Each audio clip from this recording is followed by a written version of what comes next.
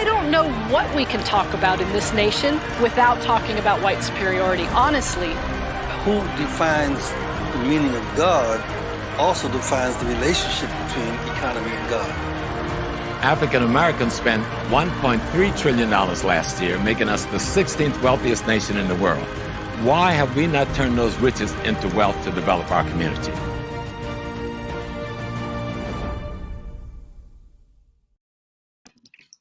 Peace, family. I am back, back with a new guest. This is so exciting. Let me just start off with the first thing first, right here. We have another HAPI cast member. We have Professor James Small joining us tonight. If you do not have this DVD, or if you don't have the digital download, and if you did not come to one of our screenings, tonight's the night you have to get this DVD. Okay. 30 scholars.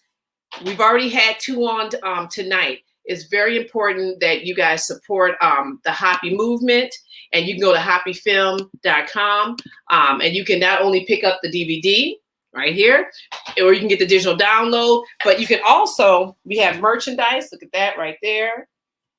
Okay, and it's so important to support Black businesses, and that's part of the whole HAPI movement. And so there's 4 principles. Number 1 is to love Black people.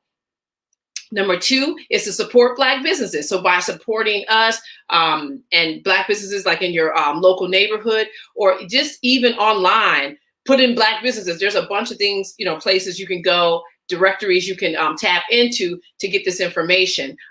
We Buy Black, the official Black Wall Street, the Blue Nile, those are all really good places to go to get this information. So that's number 2. Number 3 is to become financially astute. We got to learn about our finances. We got to learn about money. And number 4 is to teach the youth the truth. And so that is the HAPI movement, and you can go to hapifilm.com, and you can not only sign up for the newsletter, which the newsletter is really nice because you're able to get some information, and you get some financial 101 news. You get an economic innovator that we talk about every month, someone who has paved the way for us to be where we are right now financially, some health information, and we always support Black businesses by showcasing 1 or 2, or sometimes it's like 3 or 4 Black businesses that we'll showcase. And then we always give a HAPI update. And so it's very important to go to hapifilm.com, okay, and sign up for the newsletter, get your DVD, get your merchandise, and support Black businesses. Okay, so our next guest, which I tell you, everybody knows how I feel about Professor Small. He always just lays it down. This Baba is about his business. So without further ado, this is Professor James Small. Hey, Professor. Hi. All right. So, we were having this is like a treat for everybody that's down with HAPI, with the HAPI Talks series, because we had Dr. Wade Nobles on earlier, and he started our juices going. And so now we're ready for you to continue, with this roller coaster of emotions and information that we're learning today. Yep, you have to get your, everyone talks about these statues behind you. Everyone's always like arguing about trying to get one. They're my peoples. And if I move, you'll see my entire ancestral shrine behind me. Oh, nice. Yeah. Nice. So that when you see me, you see all of them, a couple of million people. Yes. And Dr. Nobles talked about, he called them the invisible people that we talk to and that we need to connect with because they see the whole picture. Yeah. I tell you that Dr. Nobles was leaving some stuff with us. Okay. So we're just going to kind of pick up with our line of questioning that we were talking to him about. So what this whole idea of, creating African-centered institutions. Why is that important? Oh, could you imagine a squirrel not having a squirrel-centered institution.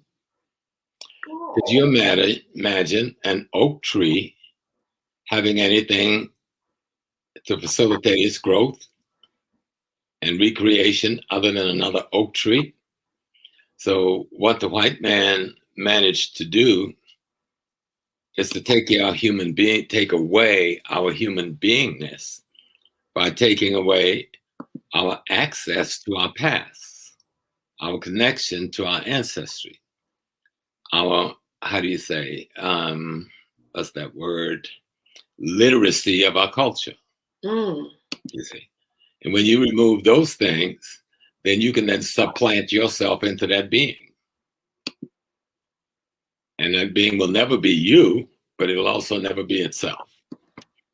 So when we talk about African-centered, we are talking about restoring your human beingness, restoring yourself. Because people can hold all of the arguments they want. But it's okay to learn other cultures, of course it is. But if you don't know yours, you don't exist. Only the other culture exists. And if that other culture has as its fundamental foundation your marginalization, then you will remain marginalized no matter how many PhDs, master's degrees, businesses, or money you have. And we know that for a fact. Right here in Black America, we're one of the wealthiest African population in the world, one of the most educated and tool African population in the world. And we live in dire intellectual, cultural, and spiritual poverty. And people say, well, I don't live in spiritual poverty. I go to church, I go to mosque. That neither of those have anything to do with spirituality, though they could be tools of your spirituality. But if you don't know your spirituality and you're not in charge of it, then the tool can't do much more than confuse you. And we are confused. When you have this many Black men and women in prison, as we do, when you have this many Black men and women unemployed, as we do, homeless, as we do, abuse, especially the abuse of our women in their preteens, I'm talking sexual abuse. It comes to about 8 out of every 10. Before they're even 16, we've damaged them and think we've got a normal world because we can send them to high school, buy them some clothes, put on some shoes, send them out. We have not created an African-centered environment. An African-centered environment means an environment where you can survive and you can be protected and you can be projected. Right now, we're just slaves with a lot of more space to move around in than our ancestors did during chattel time, you know? And that's why we needed Black Lives Matter to march around and beg white people.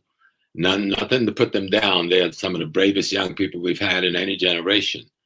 But why do we need them?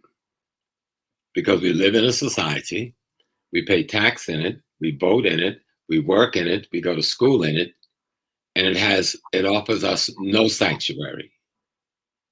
And even when we are murdered blatantly in the streets in front of the whole world, you can't even get a court conviction of the murderer.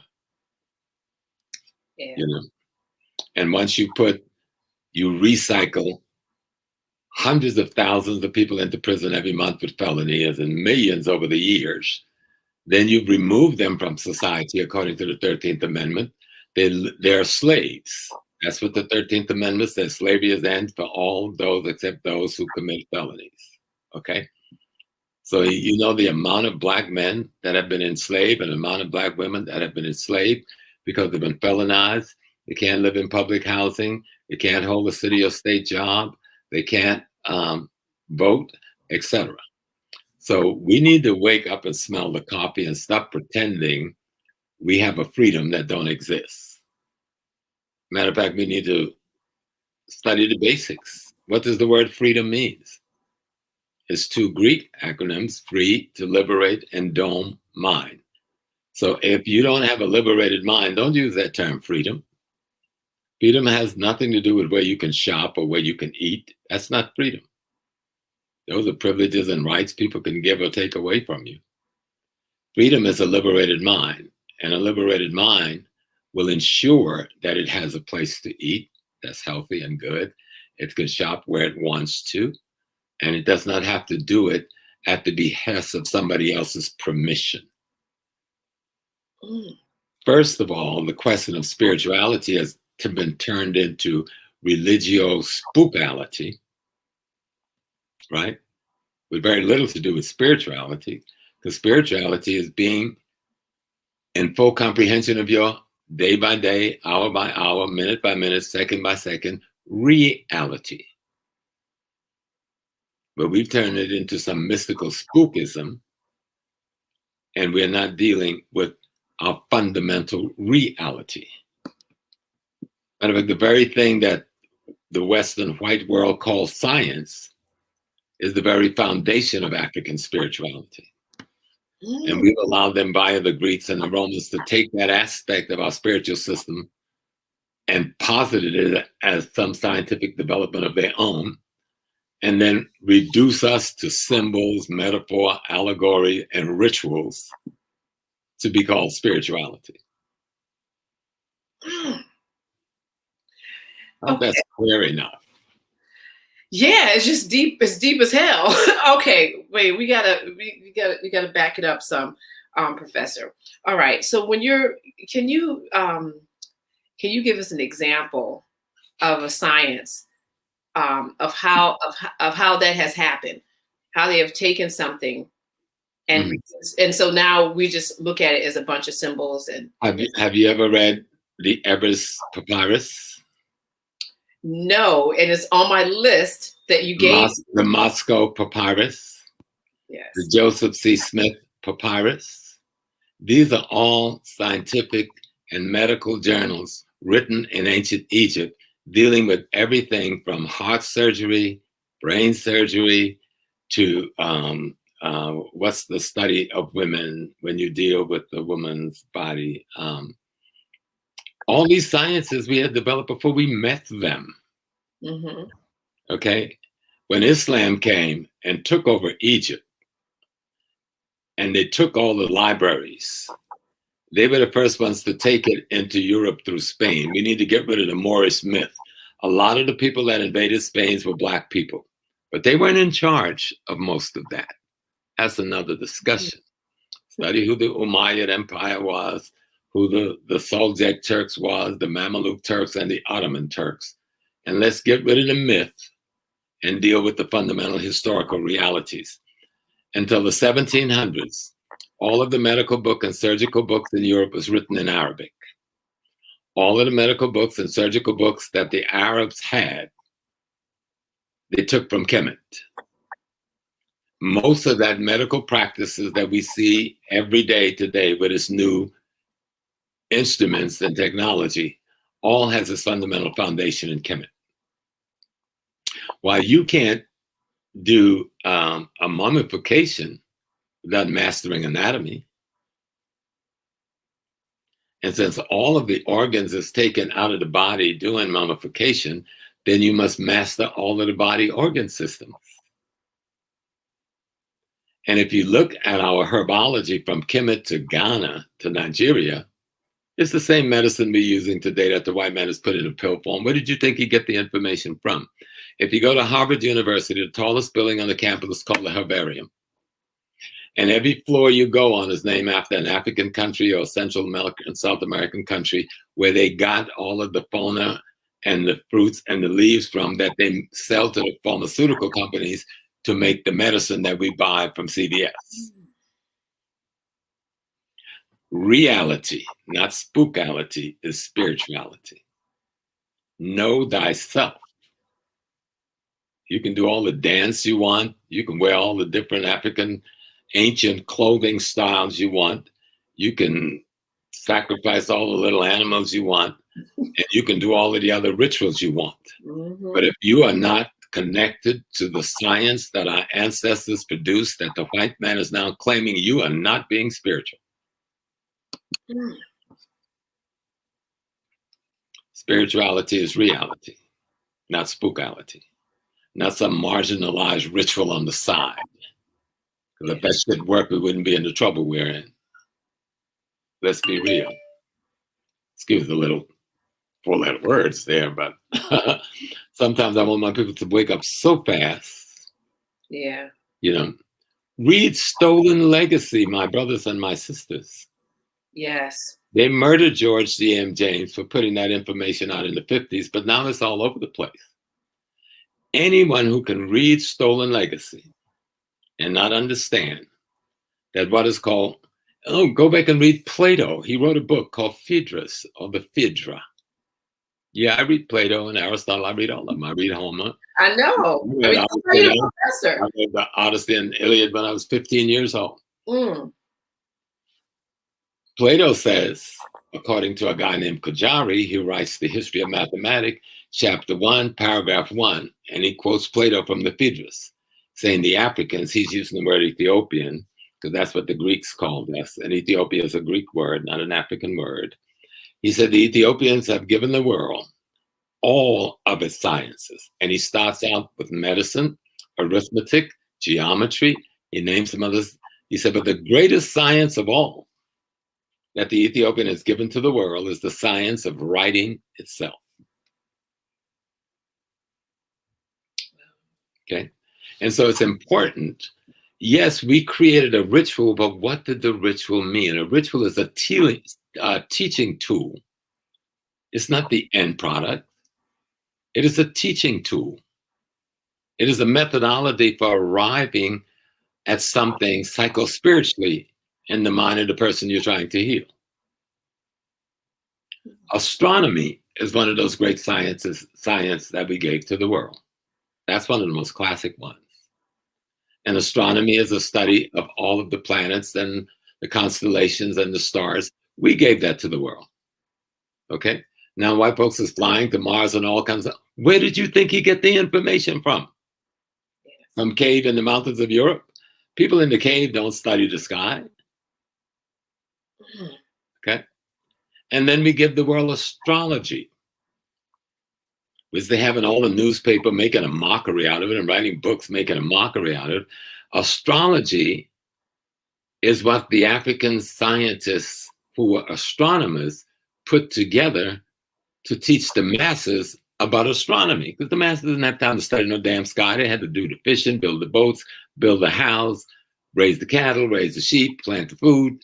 So how do you teach your masses to have the appropriate knowledge to govern their lives on a daily basis?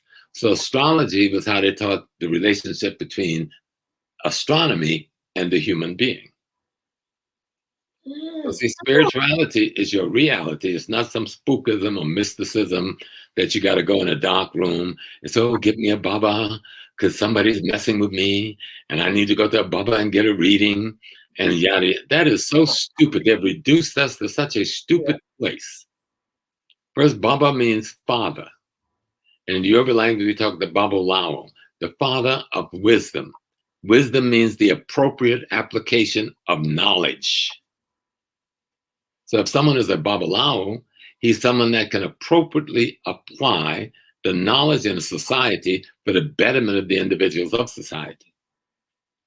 Okay. So what we've done, we've confused our religious practices, which is a tool. Religion is a tool of spirituality when appropriately used. And we've confused the rituals we use in the religion with spirituality. Now, spirituality is your knowledge of cosmology and ecology. Okay. You have 92 elements known to Earth, I think 92 or 94. All of them are found in the human body. About 5 of them are found in the largest amount, but I think oxygen and hydrogen, I forgot the other 2, but that are in the largest amount in the body. But what that says to you is that we contain all of what our environment contains, and that we contain all of the energy that the universe contained. And we're absorbing the light of the sun, right, on a daily basis. Then we also absorbing the light of the stars that took millions of years to get to us on a daily basis. So are we not all of the stars? Are we not all of the planets, the universe? We are the universe. And that's why in any African language, When they reference God, that word explains that God is every and all things at once, including you. See? Not somebody of the name Olu Damari hanging up in the sky like the white man has taught us to see God. Olu Damari, by the way, is actually a feminine and not a masculine to my Yoruba brothers and sisters. So you must study linguistics as well, you know, so that you have a clear understanding what the ancestors are trying to tell us. You see? Yeah. A male can't give birth to it. It is the partner in causing birth to be given. So the universe must be a feminine phenomena because it gives birth to. And the energy in the universe has to be the masculine phenomena that facilitate the giving of that birth. So when we begin to study what our ancestors learned from above, and then they made it below. So they looked and studied the cosmology, they studied the ecology, then they said, how can we create our social environment to replicate our cosmological and ecological environment? Except in terms of concepts, ideas, and principles. And so then you must come up with educational institutions in order to instruct and inform. And the greatest educational institution we've ever devised is called culture. So when we talk about African-centered, this is what we really should be talking about. Yeah. Not just showing a couple of Black heroes and a couple of Black victorious experience. That's a part of African-centered things, but that's not what African-centered means. To be African-centered, you must be cosmological and ecologically centered. So in order to have, if you take the Yoruba system, you actually have a god. In all of the African system, you have a god who's the god of what? Herbology. In order to be a god of herbology and herbal medicine, you must have mastered the ecology in terms of its fauna and all of the other things that grow in it. So you must be an agronomist, a botanist, etc. They may not have called it that, but the function is there. Otherwise, why would they create someone who they would call the god of that scientific phenomena? You know, I'm a priest of Oya. Oya is a woman. And the imagery we portray, and Oya is supposed to be the guardian to the gateway to the cemetery. What's in the cemetery? Your ancestors. So if someone is a priest of Oya and she's the guardian to the gateway to the cemetery, she's the guardian to what? The body of wisdom that your ancestors have preserved. And she represents the wind, which means change and process. What brings about change? Knowledge. Where does the knowledge come from? To be instructed and informed by the wisdom of your ancestors. We take simple things and we turn it into super complicated because the white folks have cut us off from our foundation. As above, so below, someone just said, absolutely. That's what our ancestors was trying to say. You know? Yeah. If you got hungry right now, Sister Felicia, are you going to go outside and get your gun and take out some human being and cut them up and cook them? No. You can eat anything else in nature to replenish you. Does that not tell you that you are everything in nature? Absolutely. You see how simple it is when the spirituality becomes your reality? Only then is it really spirituality. Dr. Asa Hilliard said to me shortly before he died, because Asa, and it was actually Asa Wade and myself who were together at the time. And I thought Dr. Hilliard was acting a little different, even though he looked healthy, looked strong, but something wasn't kicking right. So I said, Asa, what's the matter? He said, oh, nothing, Brother Small.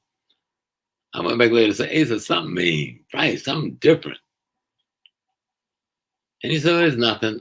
And we were all putting together our slide stuff. And then he walked over to me and he said, Brother Small, he says, we are all just spirits in transition. I said, damn, that sounds deep. I didn't get it right then. It took me a few years. He said, we're just spirits in transition. That's a month before he went into the spiritual realm. And then he told me one other thing. He said, Brother Small, tell the people in all the teachings you do that if we don't win the culture war, we lose the battle. Bobby Shingi, 3 months before he died, told me the exact same thing, almost the same words. He said, Brother Small, if we don't win the culture war, the economic and political victories won't even matter.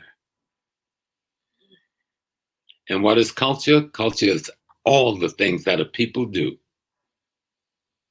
All the things that a people do. The way they do it, such that it lets them feel they belong to one another. It is the intergenerational transmission of the wisdom of the group, and it protects the groups from genocide. So when someone takes your culture, you're vulnerable to be genocided by them, like we are across the world. Damn. Okay. Wow. You know, where do we start with this, Professor? Okay. So you talked a little bit about this. Well, actually, you talked a lot about this in HAPI. And you talked about the tools of culture, and you talked about the significance of culture, and the political, economics, and culture. We need all three to be a thriving community. But you know, just going back to something that you said before, and you were saying, know thyself. And you know, that's the beginning to then being able to do everything else that you talked about. So how does one start that journey? Or is it, or have you always been on that journey? You know, as people, you know. All of us are beings. Mm-hmm. Bring me back off track if I lose that spot. But let me go back to a piece called Awolu from the Yoruba language, which means we go and we come. And it is a description of when someone dies and returns, because all of our systems in Africa believes in reincarnation. And so in the Yoruba system, you belong to an Ibe or a family. And so when you die and you leave that family, the family and the friends of the community are supposed to come and whisper in your ears the things you should take to the other world to tell the ancestors that we need back here. But once you go through the process and you're reborn as your child or your grandchild, because in the African system of reincarnation, you don't come back as a tree or snake or bird. You come back only as a human being. And in the very family you started your original journey in. Man, but it's so deep. You, Felicia, you are, I am, and everyone that is listening, we are all aspects of the first African female to ever exist when the universe decided to manifest as a human being. We're all aspects of that one being. We are her. She never died. We're not something new. We are intergenerational replication and expansion of her. Now, does that make sense to people? When you give birth to your child, what do? You give birth to yourself. That makes you just feel way different. You know what I mean? Like, just to know. It makes you feel real. Yeah. Spirituality should be your reality, not something on the side that you refer to when you're in trouble. You know? Yeah. And in that Ibi, when the person goes to the ancestral realm and goes to further transformation and explains what our situation is here, then the ancestor will send that person back better equipped to deal with the problems that he was not able to deal with before transitioning through that process we call death. Yes, somebody said it, and I'm thankful I coined it in the last 10 years. We are our ancestors. Yes. We are they. When we give birth to a child, we give birth to ourselves as ourselves. Damn. And if you think you're separate from God, just, you know, the piece I've been telling you about the womb, how does God create? Through the womb of a woman when it's creating a human being. So it doesn't drop out of the sky. It doesn't grow out of the ground. It doesn't be delivered by a stork. So what does that make you? It makes you that aspect. Let me say it again. It makes you that aspect of the divine that creates. So you're not separate from the divine. You're a functional aspect of the divine, like everything else that lives. Even the inanimate objects we think don't live. But a rock don't just become a rock. There's an evolution and a process there that involves energy. So we've allowed the European to have us reduce our spiritual systems to his religiosity in terms of how we approach it. So we say, oh, I'm in the Yoruba religion. There's no such thing as a Yoruba religion. There's no such thing as an Akan religion. What we see is the Yoruba ethnic nation of family, or the Akan ethnic nation of families, approach to cosmology and ecology based on the environment they find themselves in at a particular time in history, using the tools that's available to explain the fundamental reality of being itself. You know, did you get that piece? Let me make that easy. If I'm in the desert and I want to make a symbol of love, I have to use sand. But I have to use the sand in the way it explains love, in the same way the guy in the rainforest may use a tree to explain love. Both are going to explain the fundamental principle of love, but they're stuck in different environments, so they must use different tools. It doesn't mean the culture is different. It means the tools of culture is different depending on the ecology you find yourself in and the level of wisdom you have available to carry out the explanation. Okay. So something I wanted to talk about a little bit tonight. You know, I watched that piece that Skip the Truth Gates, and sometimes he put a lot of truth out. I love Skip. And I give him credit for what he's been able to do, because a lot of us haven't done half as much as Skip Gates has done. He was talking about the Black church. And it was a wonderful piece. It was a powerful piece. But he left out the core. And I don't think it's because he didn't know it. Because the enemy understands that if you explain, how could you talk about the history of Black church and never mention Africa once? Yeah. Because at the time we were building those churches, we weren't calling ourselves Black. We were mostly calling ourselves Africans. And that's why all of the first churches were called African Methodist Episcopal, African Baptist, African this. So if you do a whole history of the Black church and you leave out the identity of the persons that built it, because with that identity comes a cosmology and a knowledge of an ecology that creates a theology.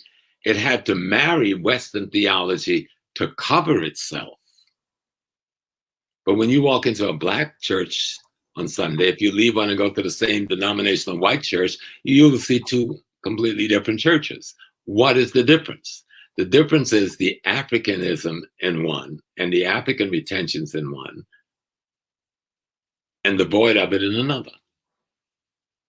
But if you don't know your history and your culture and the nuances of Africa, how will you recognize it if it's sitting in your lap in the church?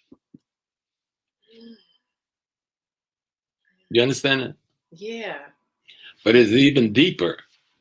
At the core of the Black church, because most of us didn't go into the church until after slavery. It's a myth that they converted all off to Christianity. That's bull. In some of the urban north where we were free, we got in the 1700s, the AME church, and in the 1800s and so forth. But most of our people didn't go to those places. It wasn't until after slavery and we were free and we had to find a way, how do we be? How do we be as a community? And the only tool they will allow us to use to create a group beingness was their church. Ah. So the church becomes the African village. Okay. The church becomes the African spiritual core. Who's running the church? It's not the pastors. The leadership in the church up until about the 1960s primarily were Prince Hall Freemasons, not the preachers. Matter of fact, all preachers would more likely had to be a Prince Hall Mason. All deacons were Prince Hall Masons.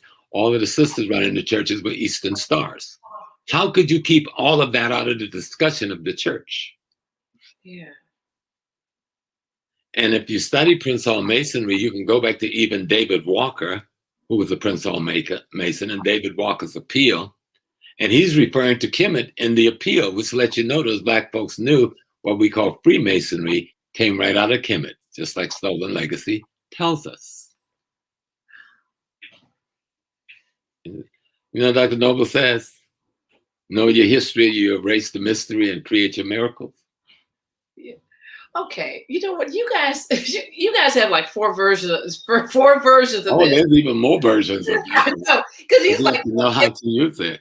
Yes, it's like know the history. You erase the white man's mystery. I mean, like every time you guys say it, I'm like, sometimes I say create your black magic. Yeah, create your black magic. I'm not scared of black magic. I am black magic. You know, you're black magic. That's right. I know that's right, Professor. I know that's right.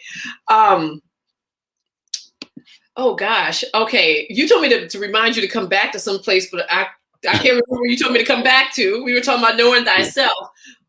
Which right. Yeah, no, remember, who are you? You are the universe. I am the universe. You are the totality of creation itself. Absolutely. If we just take the sun, you know that picture when they got Akhenaten in the 18th dynasty, and he's calling it Aton. Yeah. One has all of these beams coming down, but all of the beams is a hand. Yeah. So we know that sunlight is not just beams, but it's also particles, right? Mm-hmm. But all of the beams and all of the particles contains the totality of its source. So if we are the source, we are the beams and particles of the light of the divine, do we not then contain the totality of the divine? And then our role is to replicate the new universe. Each one of us is a universe. You understand? Mm-hmm. And as an individual and as a collective, we become a greater universe. You see? So I'm sitting with you today. I'm laying out this information. I'm Ra. I'm the sun. You are Set. You're the moon. You're reflecting the light. Another day I may come, you will be putting the wisdom out, then you become Ra, the sun, then I become the moon. That's why we got to know cosmology. Can't get around it, cosmology and ecology. Yeah. Damn. Okay. All right. Okay, so Professor, I'm going to go back to know thyself. Can you give us like practical, and the reason why I'm nudging you this way, because you give me a lot of practical advice. So give me practical advice when it comes to knowing thyself. Yes. The first part of knowing thyself is learning your family tree. Move away from white man egotistical judgment of your family members of the past. Don't tell me that uncle was a drunk and this one was a drug addict. They were victims of a war. And those were injuries inflicted upon them during the war. But even the one who was the drug addict would drop wisdom in that community. Even the one who was an alcoholic who would commit crime against the family. Because see, what we've got to first master the cocoon you come out of. That family, that first nuclear family, and then your extended family. And if you're like me and you from South Carolina, Georgetown County, Geechee boy. Geechee boy. Born all the way, right? Geechee Gullah. Then I not only am going to know the history of my mom and my dad, but the Greater Small and Alston family. right? And then I want to know about the rest of the Black people in Georgetown County. Then I want to know about the Black people in South Carolina. Then I want to know about the Black people in America. Then I want to know about the Black people in Africa from whence we came. And then I want to know about the experience of other Black peoples around the world. That's how you get to know yourself. You see? Because you can't love what you don't know. How you fit it. Love doesn't exist if there's a lack of knowledge of the thing you say you love. Okay, well, damn. Okay. All right. Okay, continue. That right there is, that's so, oh my God, that's beautiful. That's beautiful. You'd be surprised when I see people who go home and I tell people, don't wait. Go to that auntie and that uncle and those elders in your family who never talk much about anything and start asking them things. Yeah. Flip on your record on the phone. You don't even have to tell them. And record their wisdom. You'd be surprised. To protect themselves and to protect you in the midst of white tyranny, they kept so much inside. But once they're elders, you'll find that they're relaxed enough to share a lot of this. They knew a lot more than you think they knew, but they were trying to keep you alive. They were trying to stay alive. And so they didn't want to do the things that would jeopardize you because they knew there was a devil out there. And you couldn't appease that devil, but so much. Talk to them now. Get that family history. Find out about Aunt Ida and Aunt Cynthia. Find out about Uncle Joe and Uncle George. Yeah. You know, what was they really about? I had a great uncle named Prince. They used to call him Blackjack. You know, he left home when he was 16, joined the First World War, and didn't show back up until he was 60. And my grandma was still alive. She was in her 90s. And that was her baby boy. And she lived about a year after her baby boy came back home. But she was so happy that her boy showed up from Columbus, Ohio, where he had been living. Wow. But the stories Uncle Prince used to tell me, he once told me, he says, James, we killed Hitler 5 times. Now, I was preteen, but I never forgot it because he worked in Army intelligence. He said, we killed Hitler 5 times. So Hitler was, what do you call it? He was a symbol of something that they had to keep replicating to do the dirt they were doing. It wasn't about no Jews. They just happened to be an aside in that struggle. It was all about Africa. It was about fighting over who's going to control the resources of Africa. That's what the First World War was about. That's what the Second World War is about. And this Third World War, which we're in now, the war for the African mind, that's what it's about, controlling the resources of Africa. And to do that, you got to kill the cultural and spiritual mind of the African. But thank God that ain't going to happen because we fighting back and kicking like hell. I was on a webinar earlier today with some brothers and sisters from the African Union and Nigeria and Cameroon and Ghana. And they was just like, yo, people are aware. And the theme of that was, we're going to build the Africa we want to see. Yes. Yes. You know? You said the war of the African mind. That's World War III. That's going on right now. The one we're in right now. And so once you begin to study your mom and your daddy, stop judging them through white people's eyes. Get rid of white egoism and white judgmentism, and understand those people had to survive in the midst of a tyranny without sanctuary like no people else in the world here in the United States. Start listening to them and hear their story. And you'll fall in love with them again, like you did when you were a child. Which you're falling in love with yourself. Absolutely. Damn. You know, I'm as you're talking, the comments, everybody, you know, this is why I love Black folks, because we're all in this conversation with you. We're hanging on, like if you're saying something and everyone is commenting. Tret was like, you know, he wish he would have known this information growing up, like just how to just access this. And you can't say that more. I mean, I think that's going to be my new. In fact, I think we're going to post this one tomorrow when you said you can't love what you don't know.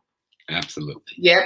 King Wisdom is like saying that. I was like, yeah. Him from Zora Neale Hurston, and I tell everybody, study Zora Neale Hurston, one of the most important and powerful Black women of the 20th century that has been marginalized by Negro intellectualism and white intellectualism. Study Zora Neale Hurston. And Zora said to my mind, she said, to be there, you got to go there. But to go there, you got to know there. Yes. That was a queen right out of heaven. Wasn't scared of nothing or nobody.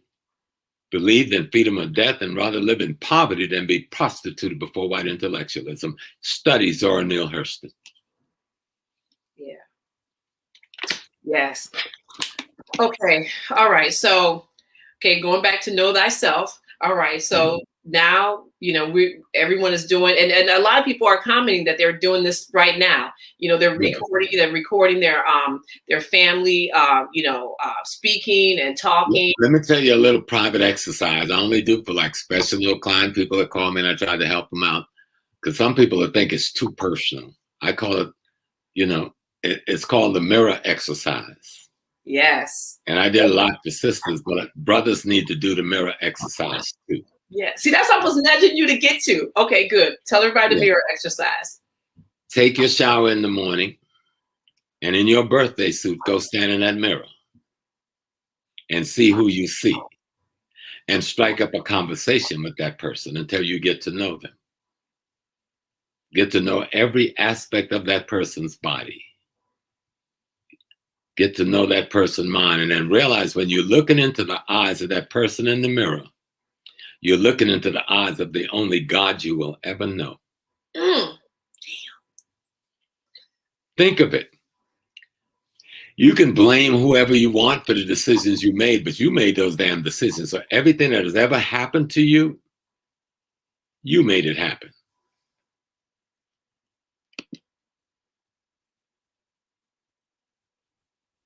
Yeah, we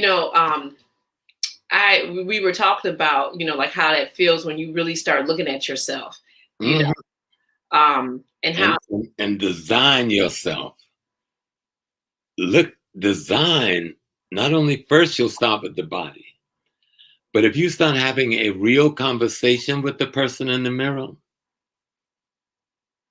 do it effectively enough, and your spirit will begin to have a conversation with you. Absolutely. And you'll know it. Yeah. Oh, I'm sorry. Yes. And so that's just one little exercise I tell people to do. That's not a little exercise, Professor. Because we look outside of ourselves for so much. And the greatest teacher you will ever meet in your life is the one that lives within you. Yes. The greatest teacher you will ever meet in your life is the one that lives within you. And that exercise will help you get there. Yeah. I remember I had, like most young men, I had a lot of lovers, not a lot. I mean, not lie, because I wasn't all that, right? So, but 3 really serious relationships when I was young before I got married. And they all went bad. And most of my life, I blamed those young women. Until I came into the reality, I knew each of those young women before I got involved with them personally and intimately. I made that choice despite knowing them, that they had a different habit, different behavior, they had different beliefs, but somehow my ego made me think, I'm going to turn them around. They wanted to be who they were, as I wanted to be who I was. And those relationships didn't fail because they did anything wrong to me. Those relationships failed because we didn't have the appropriate tools to know how to start and then build relationships. Because you're not meant to have a relationship with everybody or anybody.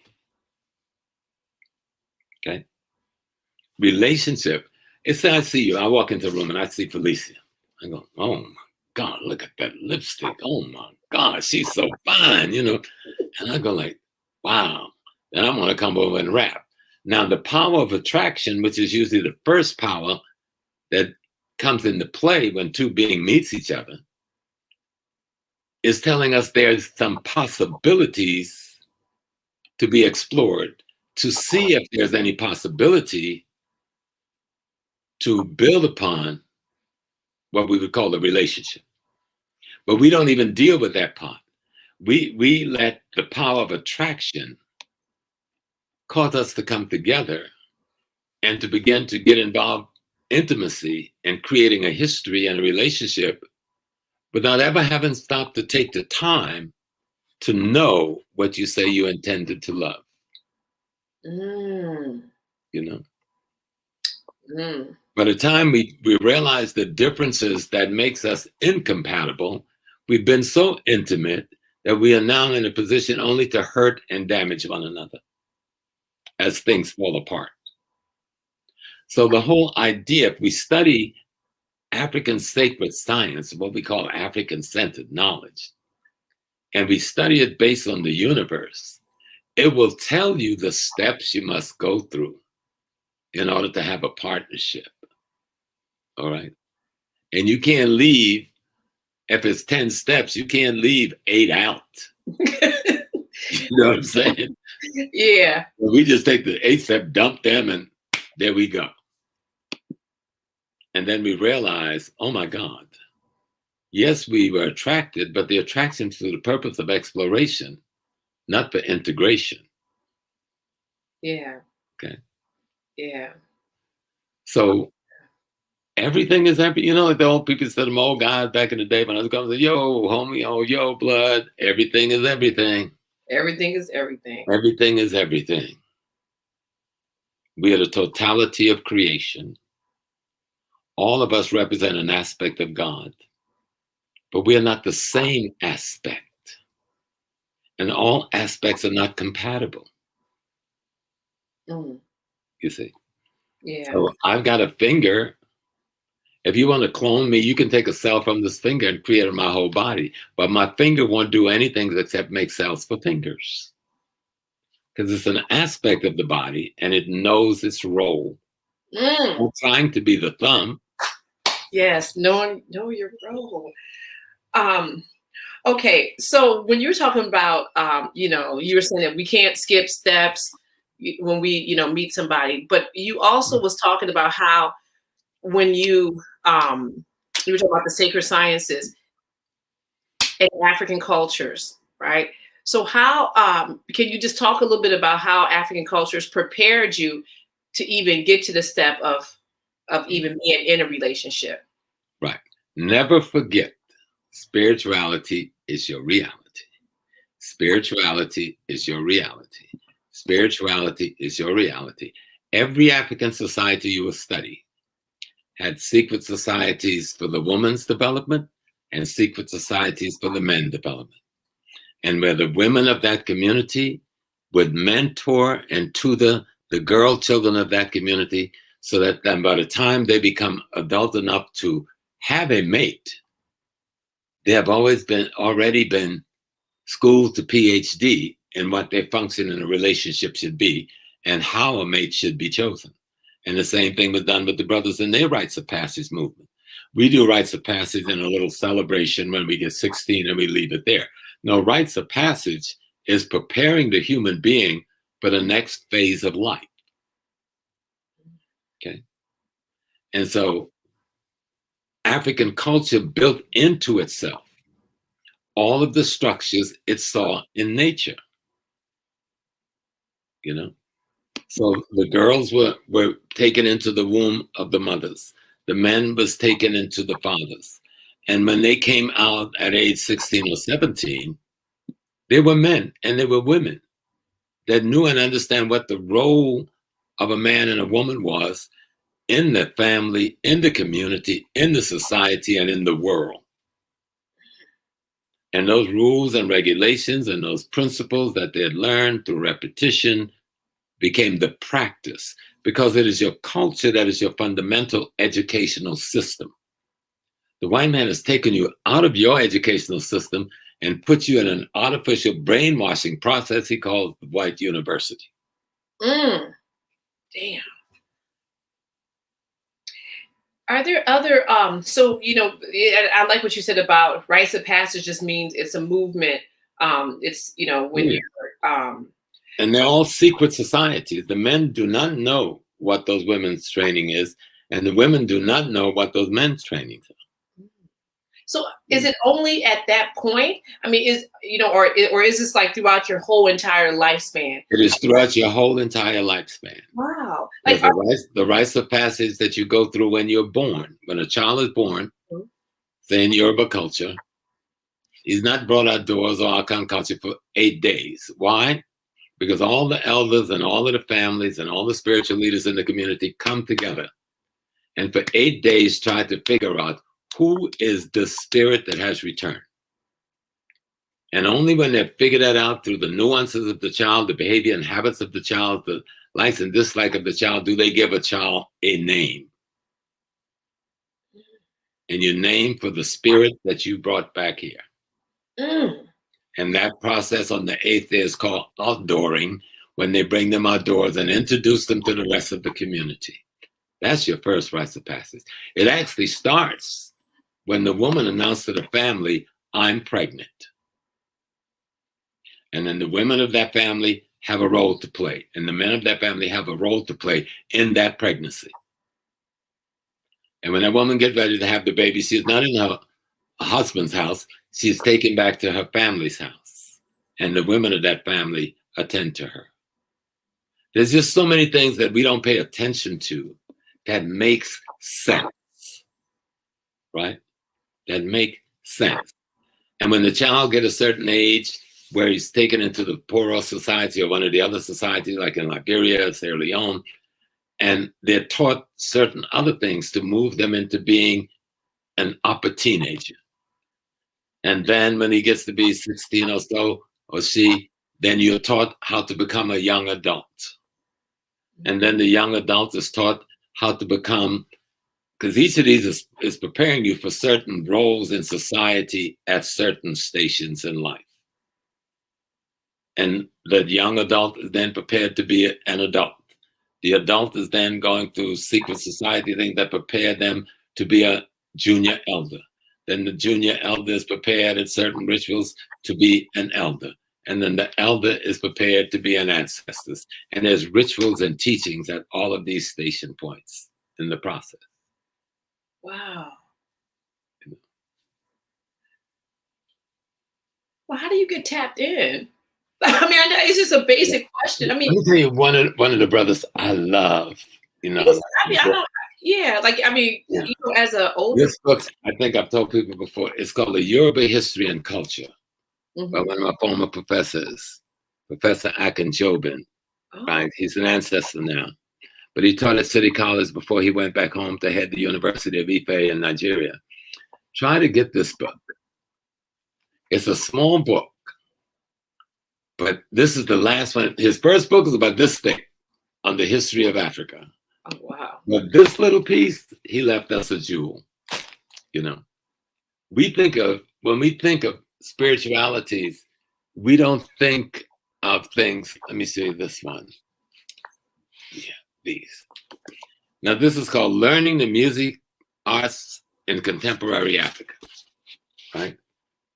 Music is an essential part of your spiritual, how do you say, continuity.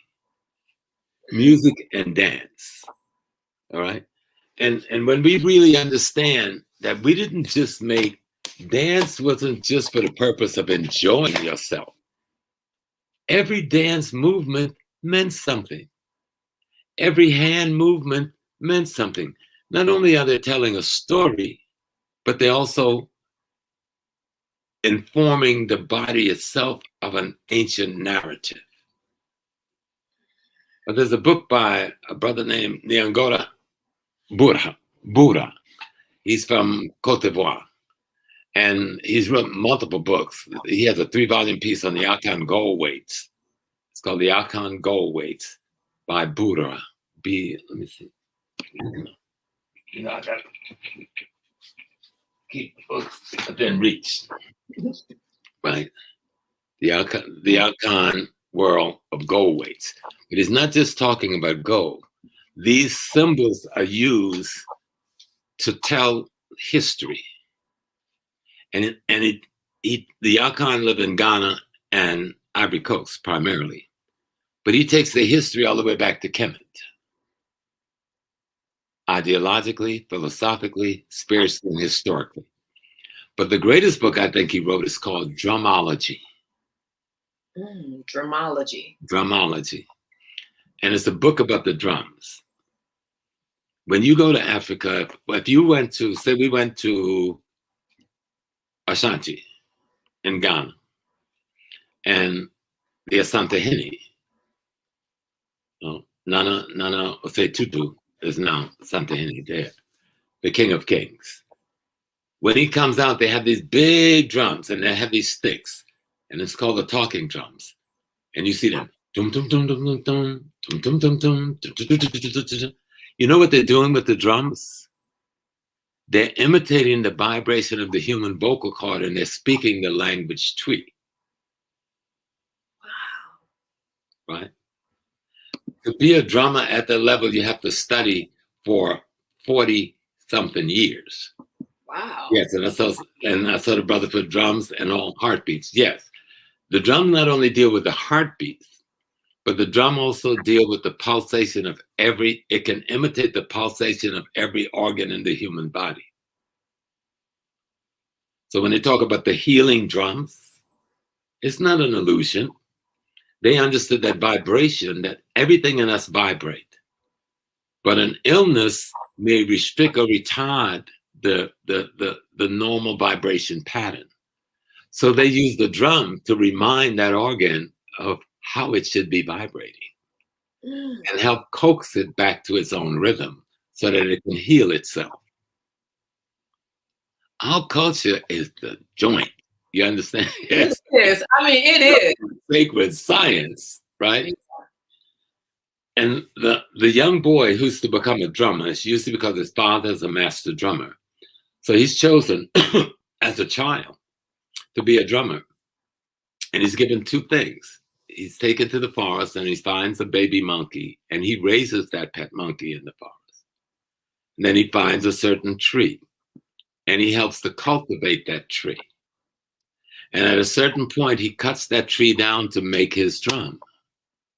It's a tree that he's already have a relationship with. It's a tree that has a relationship with him. His energy is already in the tree. The tree's energy is already in him.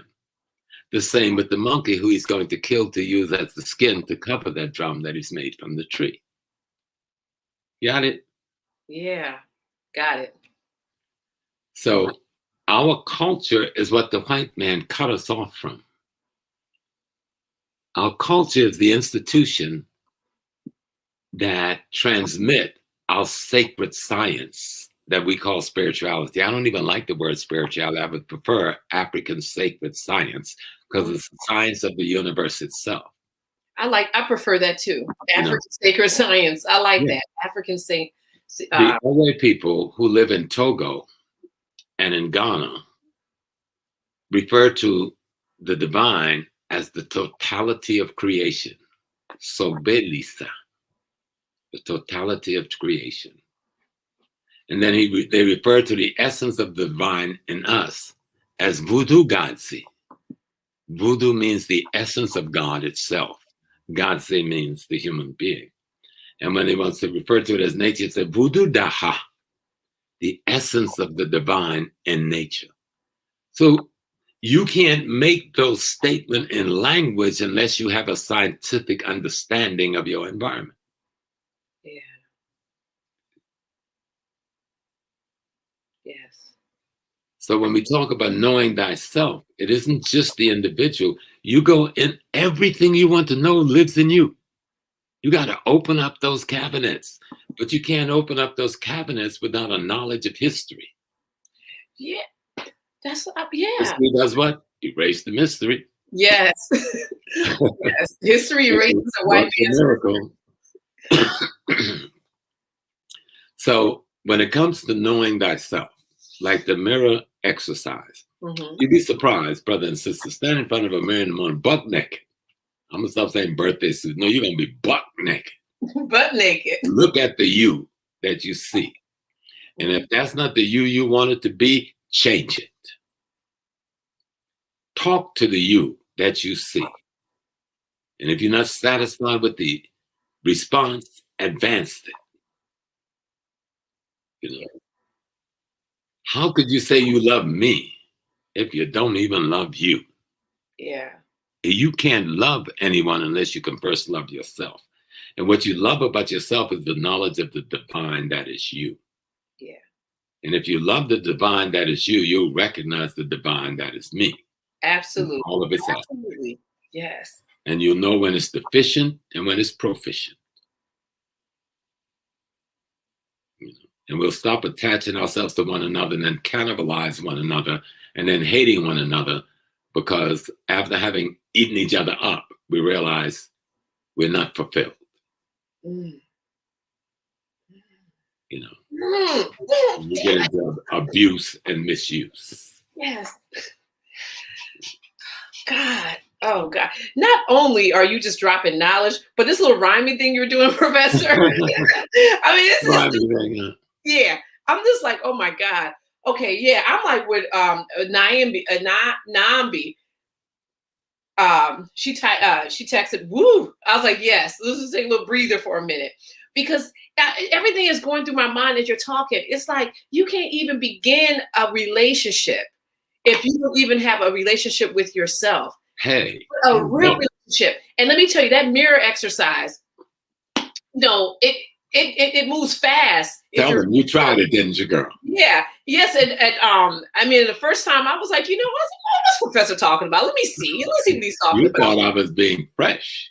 No, never. No, see, that's the thing. I see when you say things, you know, it takes me a minute. I'm like, okay. And then, you know, because I'm to the point where I'm all my life, I've just been open to information.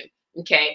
And, you know, so I sit here and you say things and I'm like, well, let me see what this is about. But these little things you're talking about, you're like, oh, the little mirror exercise. It's nothing little about that exercise. At some point, it's like the hair on my neck. It was just like a chilling feeling, not chilling in like you said, in a spooky way, in a good way. And it starts to do something different. You know what I'm saying? It starts to move in you way different. Now let's bring this back to some more practical reality. Okay. You know, you always hear me say that family is the foundation of civilization. Mm-hmm. But an appropriately constructed individual spiritually is the foundation of the family. And so in order for the family to survive, it must provide food, clothing, shelter, and safety. Yes. Okay. In order to do that, you got to control the economic, politics, and culture and the geography where you are. So we come back to HAPI. Yep, because you say this in HAPI. That's why people got to get this and listen to what Professor Small says about it. Go ahead. So you can't remove your spirituality from your reality, because then it is not spirituality at all. It's just, I just call that spookality. Yeah. You know, spirituality is your being directly involved and in full comprehension and a full participant in your daily reality.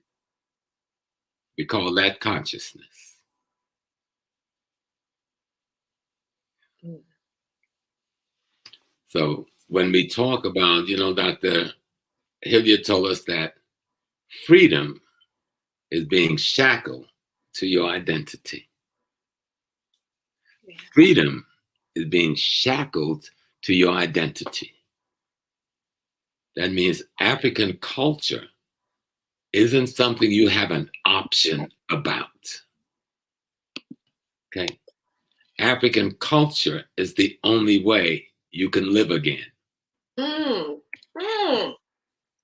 Yes. Yeah. You know, African culture is your eternity. It is that. And then language, we have been able to innovate on other language and make it work for us with our Creoles all over the place, like Geechee, Gullah, or Creole in Haiti, or one of the Latin worlds.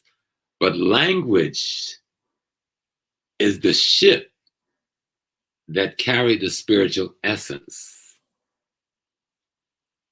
which is at the core of culture, which is the education system. Yeah. Well, I think these, this is a good solid foundation, knowing thyself. For all this good, fantastic conversation, I still got to go to the grocery store for my wife. So. Oh, okay. That's dealing with my reality, that's the practical reality. We've been together 50 years and we've just beginning to know one another. I mean, and I'm being like really honest. You probably wouldn't want me to say it publicly, but because a lot of people don't know how to just like open the door. But we're just beginning now to know each other. Before, most people, because we live in a terrorist state that is anti-African, anti-divine, we spend our whole life trying to placate that thing to show we're not its enemy. Yeah. And the only way you can do that is to deny yourself. See? And then when we get a certain age and we've seen the lies and we've seen the betrayals and we've seen the anti-human destruction, and you relax enough at a certain age when your body slows down, then you start contemplating how much I didn't learn just about me. Yeah. Yeah. What if we had an African culture system with a secret society that could teach us these things when we were preteens, instead of learning them as elders? The family is the foundation of the civilization. Absolutely. Yeah. And, and that's why I have to thank you for coming on, because, you were giving us the tools, it's the intergenerational transmission of wisdom. Transmission of wisdom. Yes. Yes. So wait, before you leave, I just gotta. Well, I'm not going to run away right away. I'm just kind of like giving you a heads up. Give a heads up, okay? Because we don't want no mad wives. I just said about them groceries. When you've been together 50 years, and I've been doing this all of that 50 years, we have a bond that's rare. Yeah. But I'm just saying, with as close as me and Caroline, we're closer than most people. We raised our children, and we stayed in the struggle every day, and we made sure we didn't lose any of them, even though some of them came close to being lost because the system is a scavenger. But we gave them enough of Africa that when they fell, they had something to help them up. Yeah. When they found they were in the wrong direction, they had something to turn them around. Yeah. That's why it's important to teach the children the history at the most basic level. Teach the children the song and the music of our history. Just simple songs like the struggle out of the 60s. Before I'll be a slave, I'll be buried in my grave and go home to my God and be free. What if we taught that to every one of our children? Before I be a slave, I'll be buried in my grave and I go home to my God and I'll be free. When our people were singing that stuff down in Mississippi, Alabama, and Arkansas, and the Klan had them surrounded in the church, they couldn't figure the shit out. We out there with guns, we gonna burn the fools up. And then they're singing, oh, freedom. It must have drove that crack out of his mind. Oh, freedom. Oh, freedom over me. And they couldn't get it, because you know what those people were doing? They were using vibration to become one force. Yeah. And back the cracker up. Yeah. Vibrate that. When we went to church, we weren't imitating white people. We're doing that now.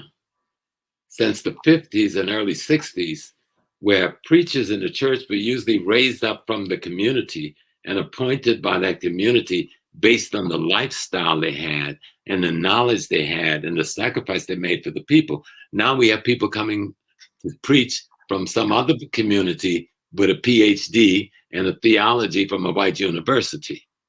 And when you understand that, you'll see the dynamic change that took place in the church from the 60s to now.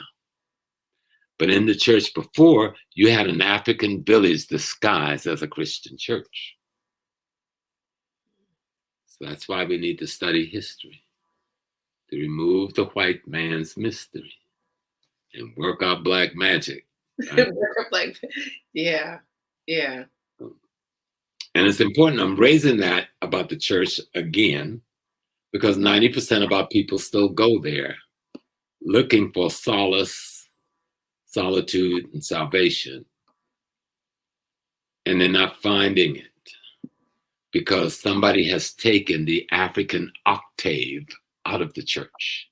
You know, Bobby Hemming, and Bobby, I love Bobby. Bobby told me this like many years ago.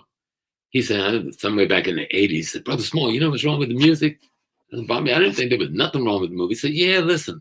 He said, the white man had figured out how to take a certain amount of the octave out of black music once he makes a record. See? He says what he does, he understands there's certain vibrations that allow you to hear the music and absorb it intellectually. And you'll still move rhythmically to it. But there's certain vibrations that allow you to feel the music, and that's what he took out. Yeah. And those are called octave. I thought Bobby was crazy until I went and started studying. I go like, no shit. You know?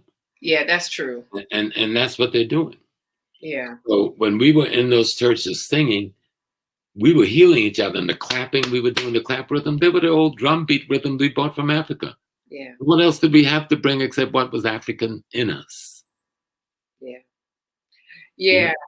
You know, there's a scene in it's a play that George C. Wolfe wrote. The Color Museum. Is it the Color Museum?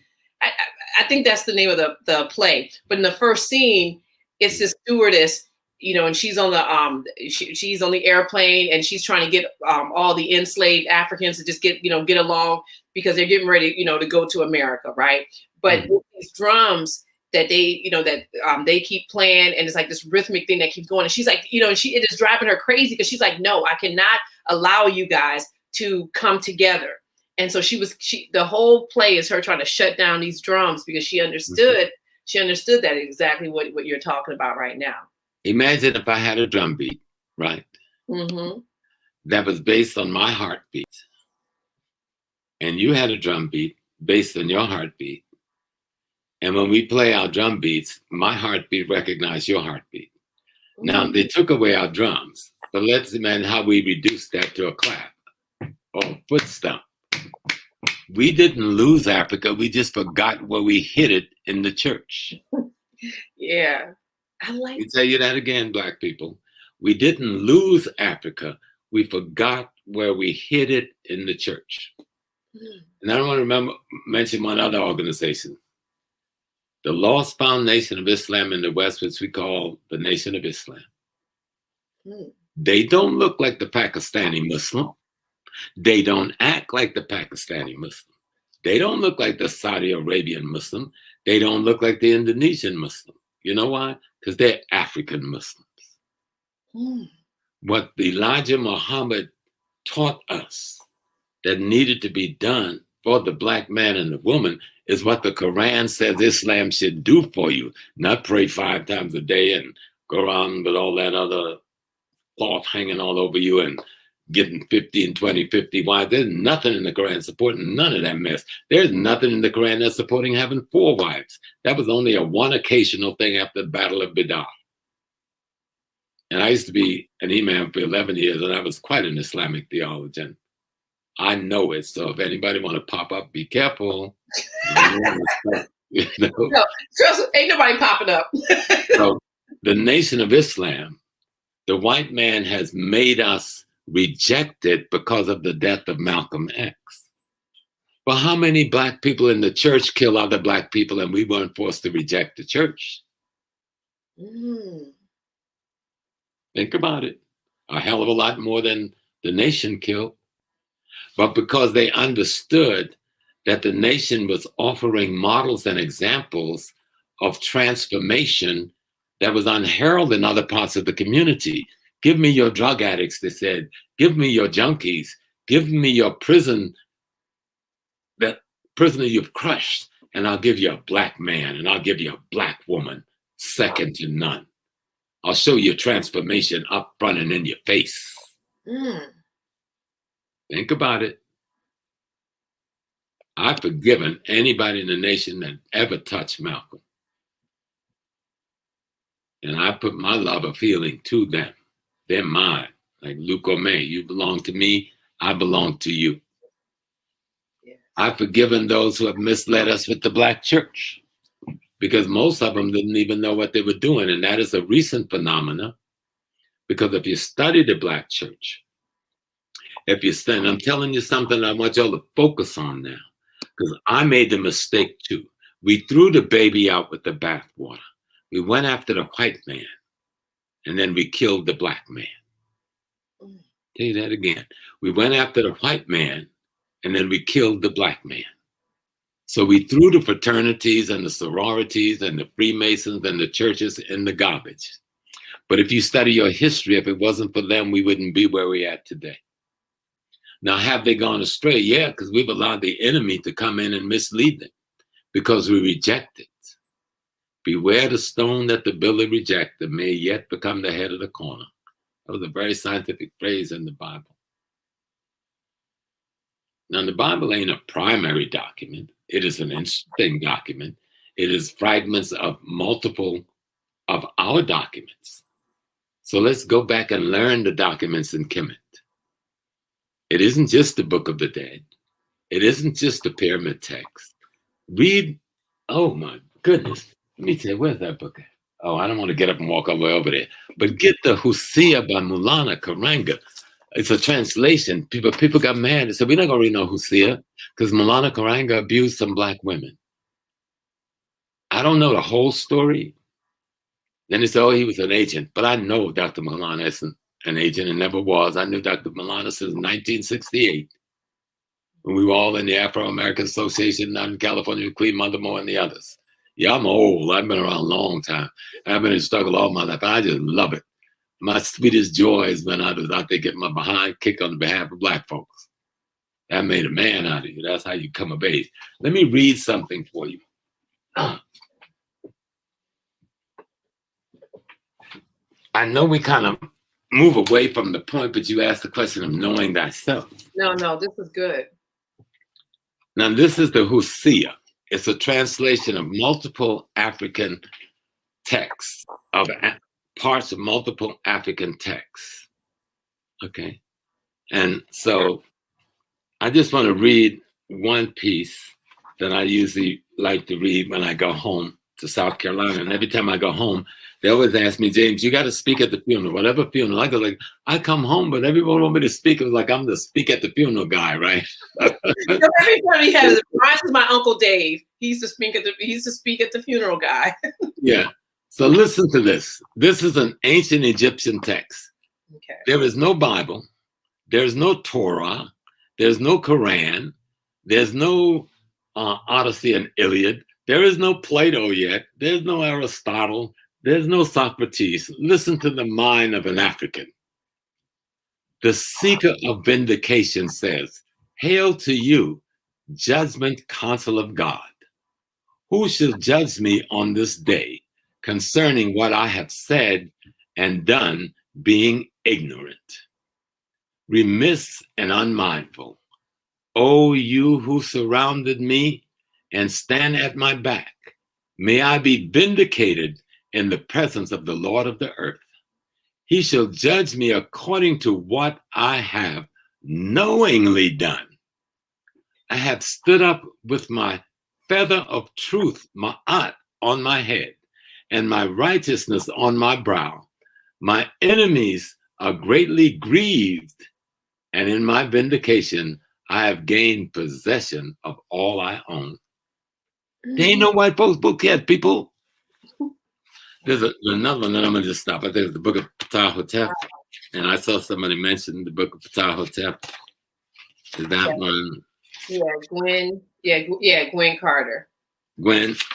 And Gwen was on top of it. See how she popped it. The minute I said, who see her, she popped it right out there. Yeah, I was like, go ahead, Gwen. Let me see if I can find it. I don't want to take up too much of your time. But that one, the book of the prayers. Oh, goodness, what page is the top of that? Don't make me look too much here. Book of prayer, the book of knowing the creation, book of Ptah-hotep, 41. When I first read that so many decades ago, I was like, wow. It just got rid of all of the white myth. Remember now, the book of Ptah-hotep is written as one of the oldest texts in the world. There ain't no white folks. There ain't no Greece. There ain't no Rome. There ain't no England. There ain't no France. There ain't no white Israel. There ain't no Torah. There ain't no Quran. There ain't no Bible. Now listen to this. Be not arrogant because of your knowledge. Take as counsel with the ignorant as well as with the wise. For the limits of knowledge in any field have never been set, and no one has ever reached them. Wisdom is rarer than the emeralds, and yet it is found among the women who gather at the grindstone. That's some deep shit right there. Yeah. I mean, when I first read that, I go like, oh my God. If you are a leader, remember, there ain't no white folks yet. There's black folks. If you are a leader and command many, strive for excellence in all you do, so that no fault can be found in your character. For ma'at, the way of truth, justice, and righteousness is great. Its value is lasting, and it has remained unequal and unchanged since the time of its creator. We got literature like that floating all around, and we running around in the dark. Damn. Searching for spirituality. Spirituality is comprehending and being fully involved in your daily reality. Studying the wisdom of your ancestors. That's the wisdom of your ancestors. These men and women that wrote the information that's in this book, this is 30, 40,000 years ago. Hey, Brother Lorenzo. Brother Lorenzo Small, he be staying in touch with me. Yeah, I was like this. I was like, oh, we got to put that one up. So, and there's one other little piece that I like to read that reminds me, and I do it when I go to the churches where the preachers are like really, anti-African, but they know I always come to funerals in full African gear. When I go to South Carolina, I'm the only guy in the church with a full African outfit on. So, thank you, my brother. Thank you, son. So, this one is called The Book of Rising and Transformation. Just listen to this one piece. The heavens declare, the royal vindicated one is my beloved son in whom I am well pleased. And where did they get that shit from in the Bible? Let me read it again. The heavens declare. This is the Hosea. It's called the Book of the Rising and Transformation. This is not ancient Kemet.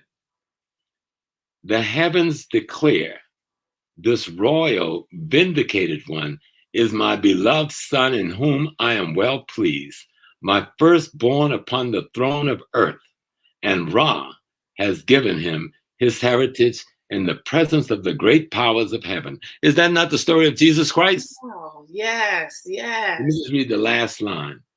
All the powers of heaven rejoice, saying, how blessed is the vindicated one, for his Father is greatly pleased with him. So the wisdom is all about you, brothers and sisters. The books have all been written. You will have to write more, but there's so much out here when we're talking about knowing thyself. That little piece of literature I just read out of Kemet for you predates any of these Western religions. Now you see where they got it all from? Yeah. Someone needs to put a link for it in the chat if you could. I know everybody's on someplace trying to find it. Yeah, it's spelled Husia, the Hosea, by translated by Dr. Maulana Karanga. Yeah. Husia. And he did the only translation. Well, what he did, it's not one book. Okay. He simply translates small portions of about 30 books. Wow. Over a period of time in ancient Kemet. I mean, it is so fascinating. It is. There's some white folks who've translated some of the same literature. What's that lady's name? And she did a halfway decent job. Yeah, we don't need Mariam Lichtheim, but we don't need her because we got Malala. Yeah, I was about to say we don't need her. we don't need her. Yeah. Let me look at one more, and just so because it's just so the stuff is just so sweet. It That's is. I feel like going off sometimes. People go like, "What is wrong with this dude?" Because you might have to do some voiceovers for this, Professor Small. Your voice is you. Listen to this one. The Book of Rising Like Ra. So let's take Ra. The Book of Rising Like God. Okay, the Book of Rising Like the Divine. These books are singularly and together the oldest written records of the dawn of structural moral consciousness. Mm. So we be, like Dr. Nobles like to say, we be. And you don't have to just stop at the Yorubas. Matter of fact, there's this one. This brother sent this book all the way to me from his daughter, who's an African sister from Nigeria, is the British ambassador to Mozambique, my goddaughter. And this is called Adu Nadu. It's a history of the Igbo's origin. Oh, that's a beautiful cover too. You know, the history of the Igbo's origin by Ilua. When we start studying these African documents and reading about these different cultures expressing the wisdom of the ancestors, then you understand what culture is, what self-knowledge is. Yeah. Then no force in the world can stand against you. Then you fear nothing. You know.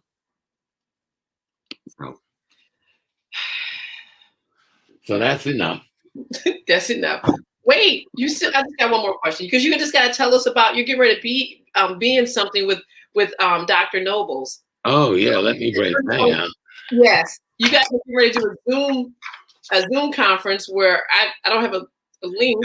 It's called Critical Talks Yes. with Artists and Scholars. Critical Talks with Artists and Scholars. Who's it through? Who's putting it together? We have Dr. Wade Nobles as the co-convener, myself as a co-convener, and then we have Dr. Malefi Asante, Dr. Cheryl Grills, Seyon Kuti, Dr. Joy DeGraff, Hawthorne James, Tycho Wells, and my goddaughter, Dr. Zeta Nobles, who will be the host. And wait. Y'all need to do a pre-show on HAPI Talks. When is this? When is this Zoom? This is on March 21st at 3 p.m. Facebook Live. And that's www.facebook.com. The ABP YouTube, it'll be on YouTube Live. I'll just have to send this over to you tonight. Yes. You can help get it out there. Yeah. We're trying to get, and we're hoping that Forrest Whitaker comes aboard. I've been trying to work with Forrest, but Forrest's been working so hard. But I'll be seeing him again tomorrow on set and be one of the people. What we wanted to do is bring together a conversation, a critical conversation between artists and scholars. And this is the brainchild of my goddaughter, Zeta Nobles, Dr. Nobles' daughter. And so it's going to be kicking. Yeah. Hawthorne James, Dr. Joy Degree, Tycho Wells, Dr. Cheryl Grill, Seyon Kuti, Dr. Malefi Asante, and Dr. Wade Noble. We're going to be burning it up. Y'all need to do part 2 on HAPI Talks. I'm trying to figure out what's going on over here, Professor Small. Well, also, I don't know if you guys know that Professor is the consultant for the show. Is the show on HBO or Showtime? No, Epic. Epic. Yeah, The Godfather of Harlem. The Godfather of Harlem. So he's the the person that is making sure that the show is as authentic as it possibly can be. So, that's a really big deal. Thank you for that. There was Okay. another discussion that's going on in Nigeria that I've been a part of, and it's called Building the Africa We Want to See. And Brother Wande and Brother Femi and the sisters. So we've been speaking with members of the African Union, members of the entertainment industry in Africa, members of ECOSAC and the African Union, to see how we can fuse together the artists, the historian, the culturalists, and the politicians to have a discussion on where do we go from here.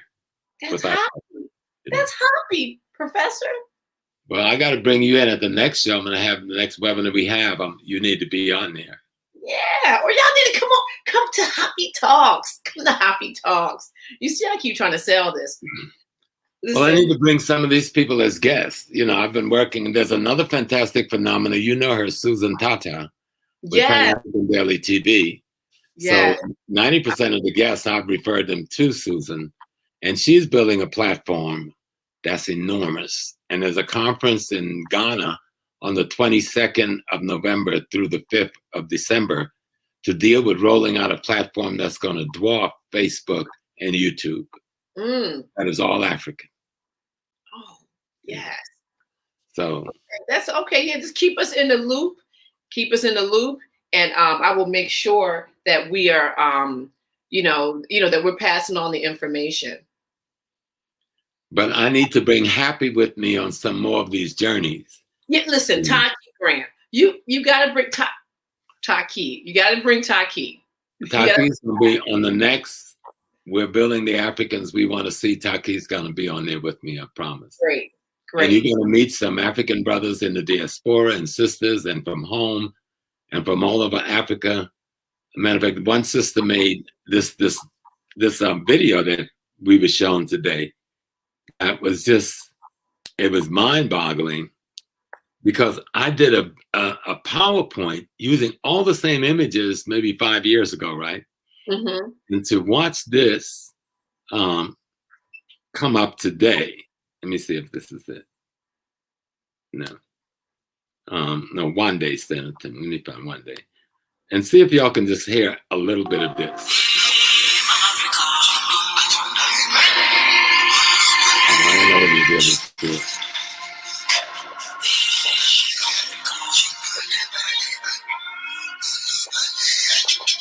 That may be too much. But she made this piece about African unity.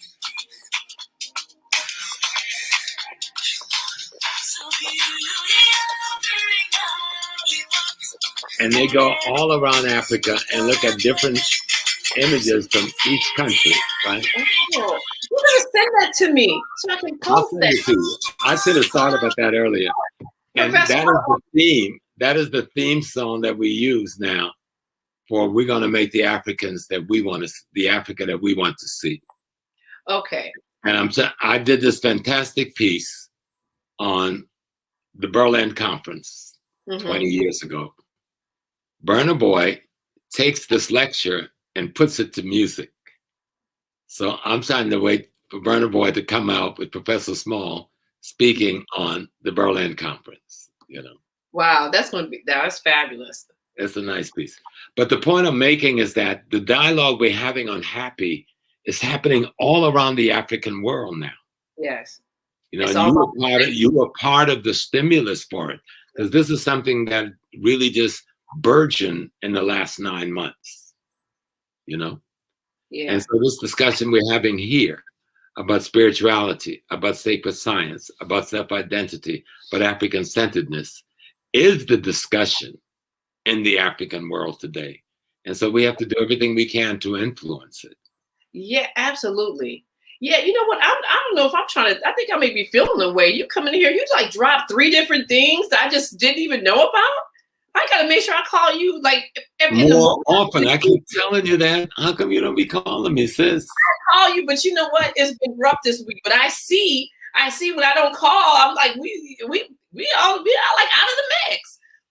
So listen, Professor, I don't think people understand how you are, like I love basketball. Okay, Detroit Pistons all the way. I don't care what nobody else say. Don't even get at me on the chat. Okay, but I'm gonna say this about basketball. There's not many people who can play all five, like play all five positions, but you are one of the scholars that can. And I have to thank you because I don't think, well, no, I'm not, I think people do understand that you always come through, not only like with your teachings, when you sit up here and you just drop in jewels. Like I can't wait to watch this video again. Thank God we are taping it. It's on YouTube. And if you guys are not subscribers, please subscribe. Stop looking at our stuff for free and not subscribing to us on YouTube. Okay. I'm gonna need people. In order to do for self, you've got to spend with self. Yes. In order to do for self, you got to spend with self. You want to grow black? Buy black. Yes. And when we see platforms like HAPI, we have to make sure, even if it's $1, that we support. We have to subscribe and do all the things that allow it to elevate so that the platform can expand. So, and all of the tools that they have, from the videotapes to the sweatshirts to the DVDs, please purchase. If you just purchase one, and tell your friends about them. Absolutely. So we can make sure that HAPI can stay on air, on point with HAPI Talk. Yeah, definitely. Because this is what we're about. And I mean, and you know, this, just thank you. Just, and that thank you comes from myself. It comes from Taki and everyone that is on this, on this chat tonight. Thank you so much, Professor.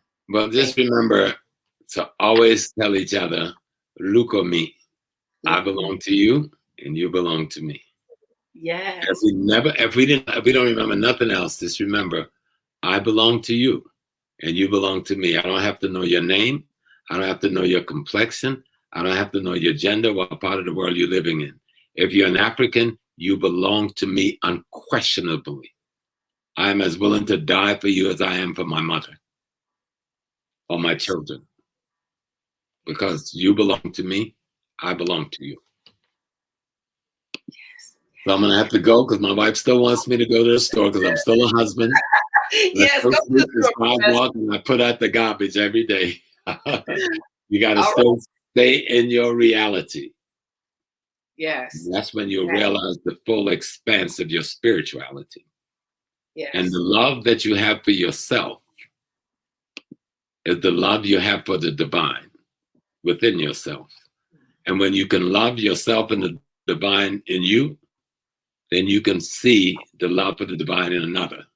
And that's who you want to partner with. It doesn't mean to dismiss those who are not there yet, but it puts you in a better position to help shape them to grow to that place. Because none of us is expendable. And we shouldn't have any throwaway people. The worst of us is the best of us. Malcolm X came from a drug addict, a thug, and a thief. To be a sun in the sky like rock. Lighting our way. So love yourself, love the divine, love the cosmos, love the ecology, love the environment, learn about it, study astronomy, study astrology, look at the relationships, and study your history so you can erase the white man's mystery and let that black magic shine through. Oh, I love the addition to the black magic. I love it. Thank you. Thank you for the beautiful comments, peace and blessing. I do this because I love you, because you are me and I am you. Peace and blessings. Peace and blessings. Okay, guys, listen. We've had this has been a very just beautiful evening. And I so thank you guys for sticking with us, all night. And I want to give some special shout outs. I wish I could just go through the whole list of everybody in this chat, but let's start with our elders. John Henry Staples, thank you, from Riverview, Florida. He's probably our eldest that's on here, and he finds a way to get onto Facebook and supports us, and not only through just getting online with us, but he also supports us monetarily. He buys merchandise, and so thank you so much, Mr. Staples. Rashamela Kumbo, let me tell you, this sister lost her mother a little while ago. And she was getting inundated with flowers and flowers. And finally, she was like, I got a house full of flowers. Instead of sending me flowers, donate to HAPI. Thank you. Like, that is so, that's just so wonderful. Thank you. Because this is why, we are doing this, and we're doing this collectively. Thank you so much. Dr.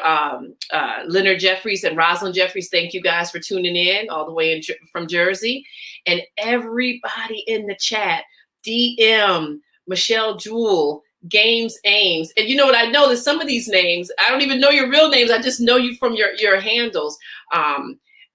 Anthony Lowe. I saw Nicole here. Leo Wright. I haven't seen Leo in a while, so it's nice to see him back in the chat. Jasmine Red. Payosha. I saw some Detroit people in the house. Yay, go ahead to the D. Just every single person. Alex Fitzgerald, Jesse Johnson. Thank you guys for tuning in. Next week, we have our buddy, my man, Dr. Ranoka Rashidi is coming back next week. So please, please, please make sure you guys tune in. And if you guys have not gotten HAPI, or if you guys have not liked this video or shared this video or subscribed to the video, I'm coming after you guys, okay? We've had, some of these videos are getting upwards to like 15, and we even got a video that got like 100,000 views. And we are still at, well, not still at, because we just made 13,000 subscribers. That means everybody's looking at it, but no one's pushing the button. We need for you guys to push the button. Subscribe to this channel, HAPI Film. You guys subscribe. This is how we keep bringing, more, we keep bringing the information to you guys. So next week, Ranoka Rashidi. And please make sure you go to HAPI Film, sign up for the newsletter, get some merchandise, get the HAPI DVD or the digital download, and I will see you guys next week. I don't know what we can talk about in this nation without talking about white superiority, honestly. Who defines the meaning of God also defines the relationship between economy and God. African Americans spent $1.3 trillion last year, making us the 16th wealthiest nation in the world. Why have we not turned those riches into wealth to develop our community?